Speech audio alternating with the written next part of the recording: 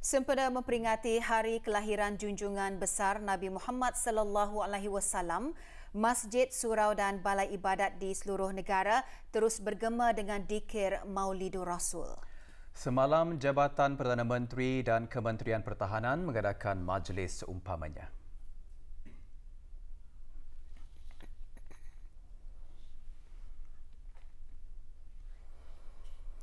Rombongan Kementerian Pertahanan dan Angkatan Bersenjata di Raja Brunei ABDB mengadakan majlis dikir Syarafil Anam di Masjid Kampung Junjungan. Mengetuai rombongan yang berhormat Pendatu Lala Raja, Major Jeneral Besar Datuk Paduka Seri Haji Awang Halbi bin Haji Muhammad Yusof, Menteri Pertahanan kedua.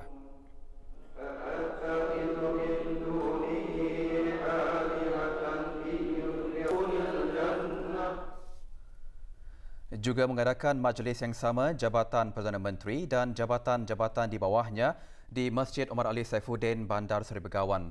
Hadir yang berhormat Datuk Seri Setia Haji Awang Abdul Mokti bin Haji Muhammad Daud, Menteri di Jabatan Perdana Menteri. Juga hadir yang berhormat Penerangkaya Paduka Seri Utama Datuk Paduka Seri Setia Awang Haji Salim bin Haji Besar, Ketua Hakim Syar'i.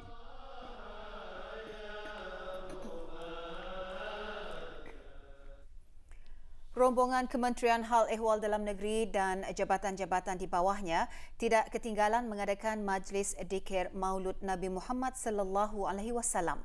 Majlis berlangsung di Masjid Pangeran Muda Abdul Wakil Kudang, daerah Tutong. Mengetuai rombongan Awang Abdul Walid bin Haji Matasan, Timbalan Setiau Setetap Bandaran dan Daerah Kementerian Hal Ehwal Dalam Negeri. Juga hadir yang berhormat Awang Haji Umar Ali bin Esong dan yang berhormat Awang Haji Ramli bin Haji Lahid, ahli-ahli Majlis Mesyuarat Negara.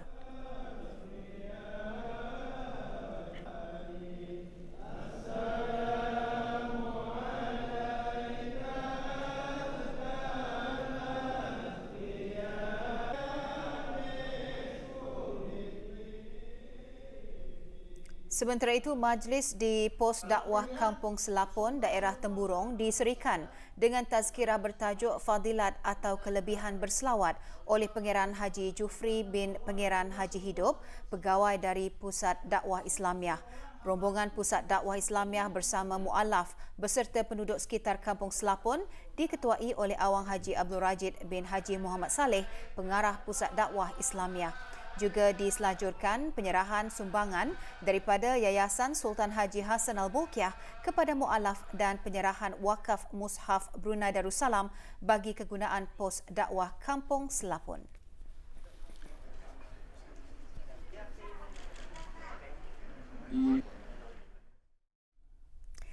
Dua kes aktif jangkitan COVID-19 sedang menerima rawatan di Pusat Pengasingan Kebangsaan dengan tidak ada kes baru dicatat hari ini. Dalam siaran akhbar mengenai perkembangan situasi jangkitan COVID-19 di negara Brunei Darussalam, Kementerian Kesihatan memaklumkan jumlah keseluruhan jangkitan 148 kes dengan kes yang sembuh seramai 143 orang.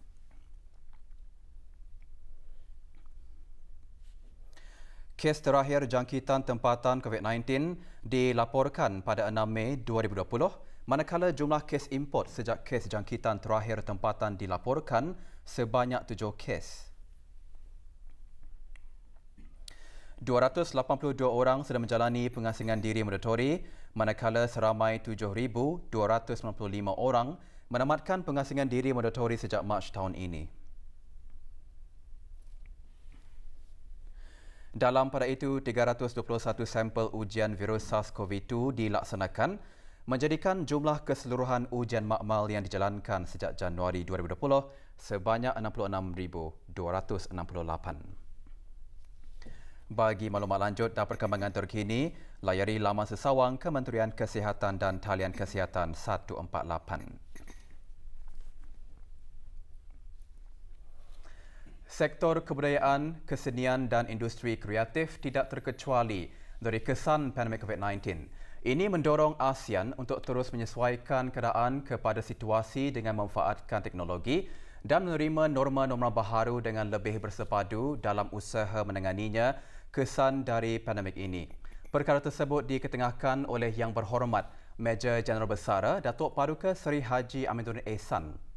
bin Penerangkaya Safu Muluk Datuk Seri Paduka Haji Abidin, Menteri Kebudayaan Belia dan Sukan semasa menghadiri mesyuarat Menteri-Menteri ASEAN yang bertanggungjawab bagi kebudayaan dan kesenian AMCA kali ke-9 dan mesyuarat-mesyuarat berkaitan dengan rakan dialog yang diadakan melalui sidang video kemarin. Mesyuarat dipengerusikan oleh Puan Yang Terutama Dr. Frong Sakona, Menteri Kebudayaan dan Kesenian Kemboja dan dihadiri Menteri-Menteri ASEAN dan Rakan Dialog ASEAN, Republik Rakyat China, Jepun dan Republik Korea yang bertanggungjawab mengenai kebudayaan dan kesenian serta Setiausaha Agung ASEAN. Mesyuarat bersetuju meneruskan usaha-usaha ASEAN dalam menangani kesan pandemik COVID-19, terutama terhadap amalan budaya, industri kebudayaan dan industri kreatif. Para menteri juga bersetuju untuk meneruskan kerjasama dalam bidang kebudayaan dan kesenian. Semasa mesyuarat Menteri Kebudayaan Belia dan Sukan mengongsikan mengenai inisiatif yang dilaksanakan oleh negara Brunei Darussalam dalam beberapa aspek. Ini termasuk usaha kerajaan mengurangkan jangkitan di tempat awam melalui penutupan muzium-muzium, galeri-galeri dan perpustakaan. Menteri Kebudayaan Belia dan Sukan juga mengongsikan sumbangan usaha oleh sektor kreatif untuk meningkatkan kesedaran awam dan mendorong sokongan masyarakat terhadap petugas barisan hadapan dan langkah kesihatan awam melalui kempen media sosial, lagu dan video dan disebarkan melalui penggunaan hashtag Brunei COVID dan teranah di rumah. Juga dikongsikan cadang hala 7 sektor kebudayaan bagi ASEAN iaitu memanfaatkan teknologi dalam menghubungkan masyarakat, artis dan pengamal seni budaya ASEAN, meningkatkan konsultasi dalam talian antaranya pembuat dasar, profesional, pengamal dan institusi untuk mengukuhkan pengurusan warisan budaya dan menggunakan kaedah e-dagang memacu perkembangan industri kreatif. Menteri Kebudayaan Belia dan Sukan turut menekankan pentingnya sinergi antara badan sektor ASEAN yang relevan dan rakan strategik untuk mengembangkan keupayaan perusahaan mikro, kecil dan sederhana dalam industri kreatif. Semasa mesyuarat, para menteri AMCA mengeluarkan kenyataan bersama yang antara lain menyatakan sokongan dan komitmen bagi mempromosikan naratif bagi identiti ASEAN untuk dihadapkan kepada para pemimpin ASEAN dalam sidang kemuncak ke-35 nanti. Para menteri juga mengalu-alukan perkembangan pelaksanaan Pelan Strategik ASEAN dalam kebudayaan dan kesenian 2016 hingga 2025. Jemaah menteri juga mengambil maklum perkembangan petunjuk utama prestasi ASEAN bagi sektor kebudayaan dan kesenian serta pelaksanaannya. Dalam mesyuarat bersama rakan dialog, jemaah menteri menyatakan penghargaan terhadap pelaksanaan pelan tindakan masing-masing dan menekankan kepentingan kerjasama dalam bidang pertukaran kebudayaan, pengurusan warisan budaya dan pembangunan sumber manusia. Para menteri mengambil maklum penubuhan jaringan kota-kota kebudayaan ASEAN Plus 3 sebagai asas kepada kerjasama berpanjangan ASEAN Plus 3. Dalam mesyuarat itu, Bandaraya Siem Reap diisytiharkan sebagai Bandaraya Kebudayaan ASEAN 2020-2022. Mesyuarat juga dihadiri oleh Dayang Hajah Nur Ashikin binti Haji Johari, Setiausaha Tetap Kemasyarakatan dan Kebudayaan serta pegawai-pegawai kanan Kementerian Kebudayaan, Belia dan Sukan. 52 orang pelajar program curahan tuition percuma akan menduduki peperiksaan penilaian sekolah rendah PSR pada tahun ini. Pagi tadi diadakan majlis sembahyang sunat hajat berjemaah dan doa kesyukuran khusus bagi para pelajar tersebut. Menyertai jemaah yang berhormat Major Jeneral Besar Datuk Paduka Seri Haji Aminuddin Ehsan bin Penerangkaya Safu Muluk, Datuk Seri Paduka Haji Abidin, Menteri Kebudayaan Belia dan Sukan. Majlis dikelolakan oleh Biro Kemasyarakatan dan Perhubungan Majlis Perundingan Kampung, Rancangan Perumahan Negara Kampung Pancur Mengkubau, Teach Me Guru dan Kelab Komuniti Belia Transformasi dengan kerjasama Kementerian Kebudayaan Belia dan Sukan dan Jabatan Daerah Brunei dan Muara. Juga hadir yang berhormat Pengiran Haji Muhammad bin Pengiran Haji Osman alias Osman, Ahli Majlis Mesyuarat Negara. The Market, pesta jualan yang diadakan di Kedutaan Republik Turki merupakan inspirasi hasil kejayaan program BIBD Seed. Bahan beritanya menyusul selepas petikan titah ini.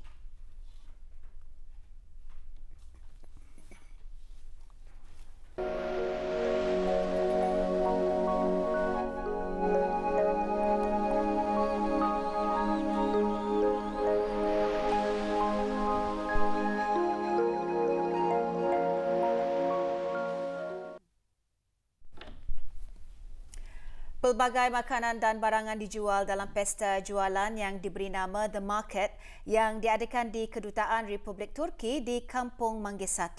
Hadir tuan yang terutama Mehmet Suat Akgun, Duta Besar Istimewa dan Mutlak Republik Turki di negara Brunei Darussalam. Acara jualan ini merupakan inspirasi hasil kejayaan program BIBD Seed yang ditubuhkan pada Oktober 2018 yang bertujuan memperkasa ibu-ibu dan wanita yang kurang bernasib baik dengan memberikan ilmu, latihan dan kemahiran dalam keusahawanan.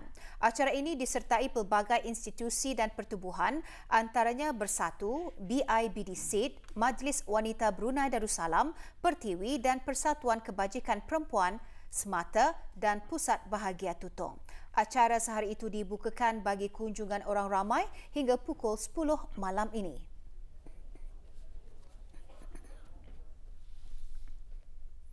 Sunnah Rasulullah sallallahu alaihi wasallam itu mencakupi perkara akidah, syariat dan termasuk juga panduan dalam bimbingan ke arah membina akhlak mulia yang menjadi tuntutan agama Islam. Semasa permulaan dakwah Islam, Rasulullah bukan saja menggilap jiwa umatnya dengan aspek tauhid, bahkan menghias dan membangunkan nilai akhlak mulia dalam diri umat baginda.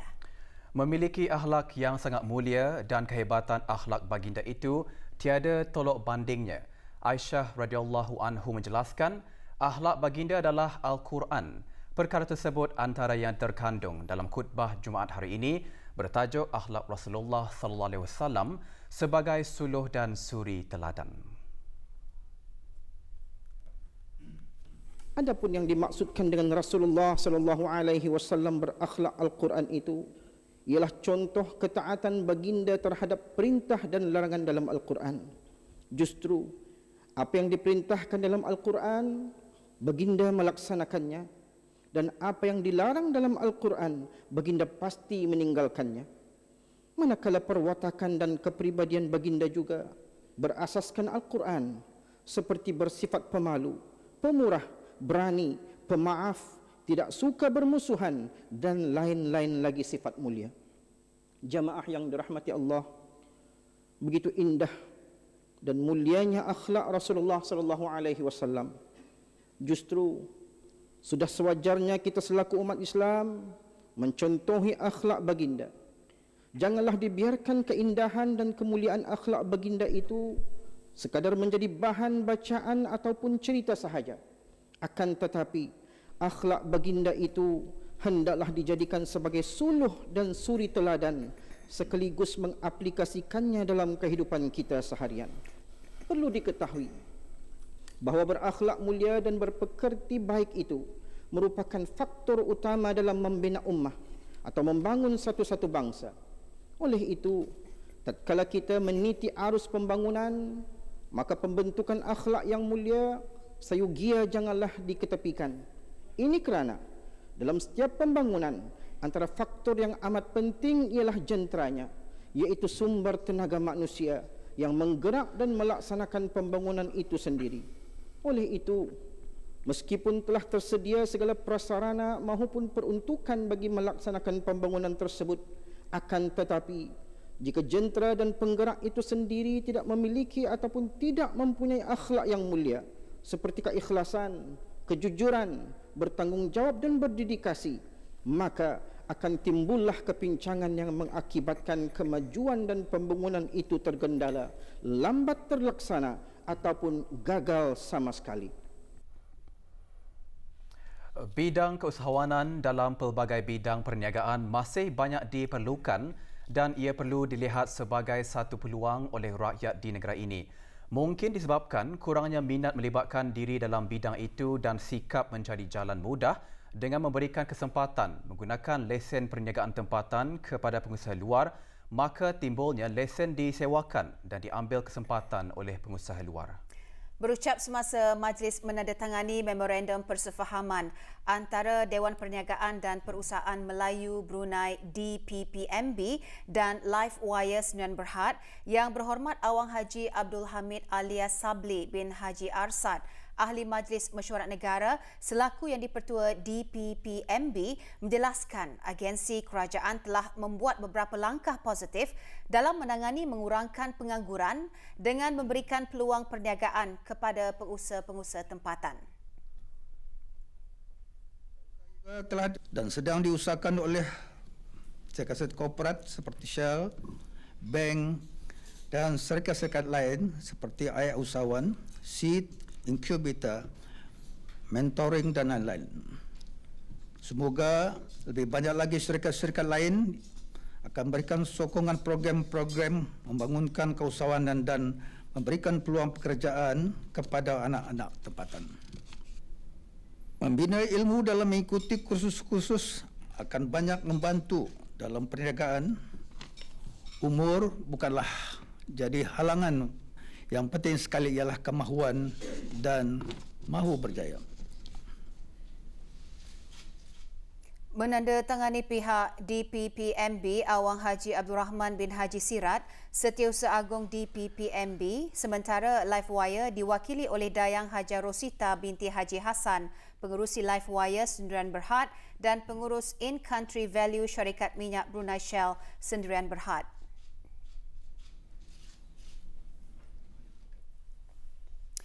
Jawatan Kuasa mengenai Sains, Teknologi dan Inovasi ASEAN KOSTI merupakan platform bagi negara-negara ahli ASEAN untuk membincangkan mengenai perkembangan dan kerjasama dalam bidang sains, teknologi dan inovasi serta meneliti perkembangan dan pencapaian terkini projek-projek serta inisiatif di bawah ASEAN khusus dalam bidang sains, teknologi dan inovasi. Sehubungan itu, Mesyuarat ASEAN KOSTI kali ke-78 telah diadakan pada 21 dan 22 Oktober 2020 secara kaedah persidangan video. Mesyuarat disertai oleh Awang Haji Muhammad Nazri bin Haji Muhammad Yusof, Setiausaha Tetap Kementerian Pengangkutan dan Info Komunikasi selaku pengerusi Mesyuarat ASEAN KOSTI Negara Brunei Darussalam. Mesyuarat kali ini dipengerusikan oleh Profesor Andy Hoare, Timbalan Ketua Eksekutif Kajian di Agensi bagi Sains, Teknologi dan Kajian A*STAR Singapura.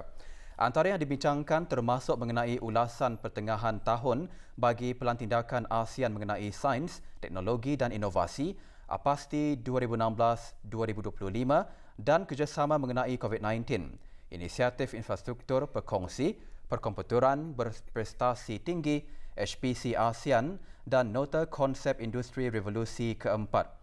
Turut menyertai mesyuarat Awang Haji Hairul Muhammad Daud bin Haji Abdul Karim, Timbalan Setiausaha Tetap Info Komunikasi Kementerian Pengangkutan dan Info Komunikasi.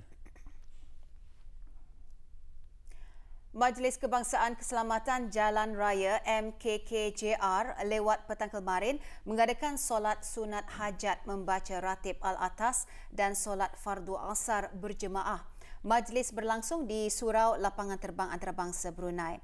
Majlis antaranya bertujuan memanjatkan doa kehadrat Allah Subhanahu Wa Taala supaya negara Brunei Darussalam sentiasa diberi perlindungan agar terhindar daripada bala dan segala penyakit khususnya wabak COVID-19. Menyertai jemaah Pangeran Haji Muhammad Zain bin Pangeran Haji Abdul Razak, Timbalan Setiausaha Tetap Kementerian Pengangkutan dan Info Komunikasi. Di samping itu, majlis juga adalah bagi memohon keselamatan semua pengguna jalan raya agar terpelihara daripada sebarang kemalangan.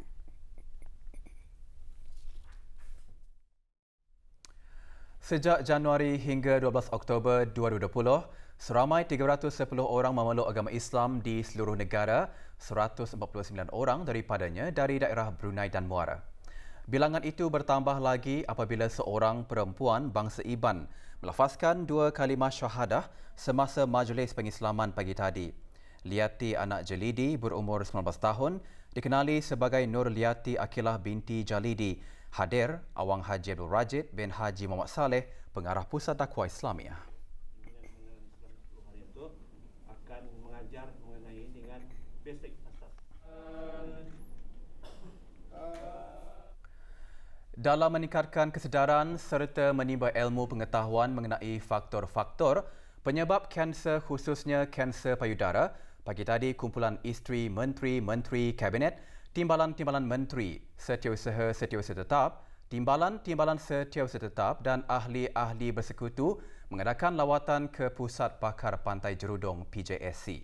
Rombongan dilalukan oleh Dr. Haji Mazrul Adimin bin Haji Awang Besar, Pengarah Eksekutif PJSC, Datuk Seri Laila Jasa Dr. Babu Sukumaran, Pengarah Pusat Kanser Brunei dan Datin Dr. Nur Raslina binti Haji Ramli, Isteri Yang Berhormat Menteri Kesihatan selaku Ketua Unit Pengesanan Awal dan Pencegahan Kanser PJSC.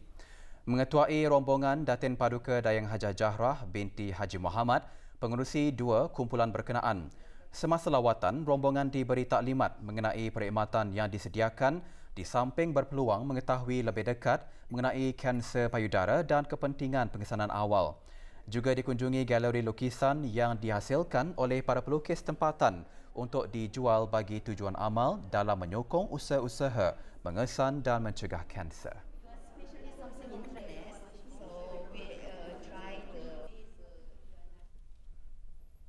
Bank Islam Brunei Darussalam BIBD diumumkan oleh Global Finance, sebuah majalah kewangan terkemuka dunia, sebagai bank paling selamat di negara Brunei Darussalam.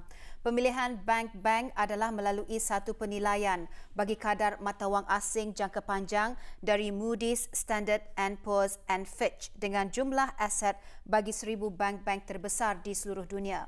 Pengiktirafan terbaru itu menunjukkan kedudukan BIBD sebagai institusi kewangan terbesar negara dan pemacu pasaran dengan kekukuhan kunci kira-kira. Pengarah Urusan dan Ketua Pegawai Eksekutif BIBD, Mubashar Kokhtar berkata, BIBD gembira dengan pengiktirafan tersebut yang tidak akan terhasil tanpa kepercayaan dan sokongan dari para kaki tangan, pelanggan dan mereka yang berkepentingan dengan bank berkenaan. Pencapaian ini juga akan meningkatkan lagi komitmen BIBD dalam sama-sama membangun negara dan rakyat di Brunei Darussalam di samping menyediakan kemudahan terbaik kepada para pelanggan dengan mengukuhkan persaingan bukan sahaja di negara ini, malahan di rantau Asia Pasifik. Beribu pejabat di New York dengan 29 tahun pengalaman dalam pasaran-pasaran kewangan antarabangsa, Global Finance memiliki pejabat-pejabatnya di seluruh dunia.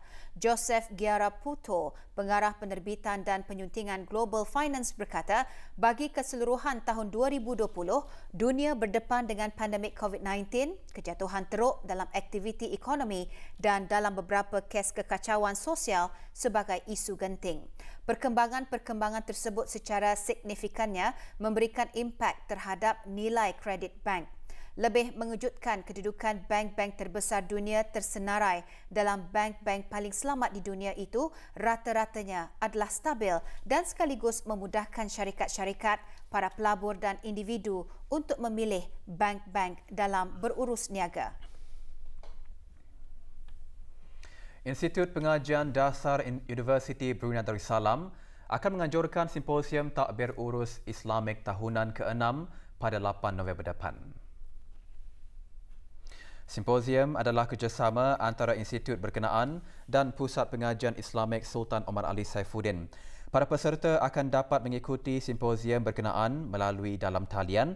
Simposium akan memfokuskan inovasi dan teknologi dalam sistem takbir urus sistem Islamik yang akan menyentuh mengenai perkembangan inovasi dan teknologi dalam takbir urus Islamik, termasuk isu-isu yang dibincangkan semasa simposium sebelum ini.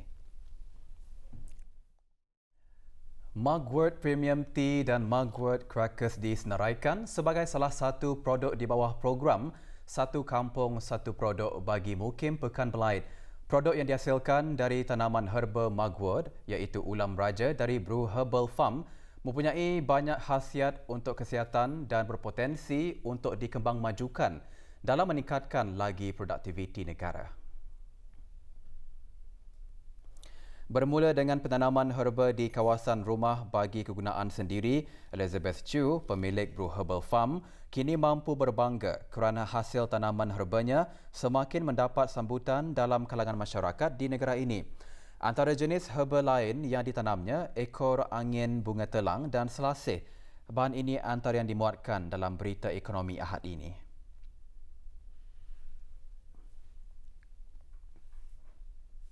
These herbs we can find locally more in the forest. It's only thing that most of us don't know how to use these nature herbs for our body system. And I found it during when I was sick and I was very desperate.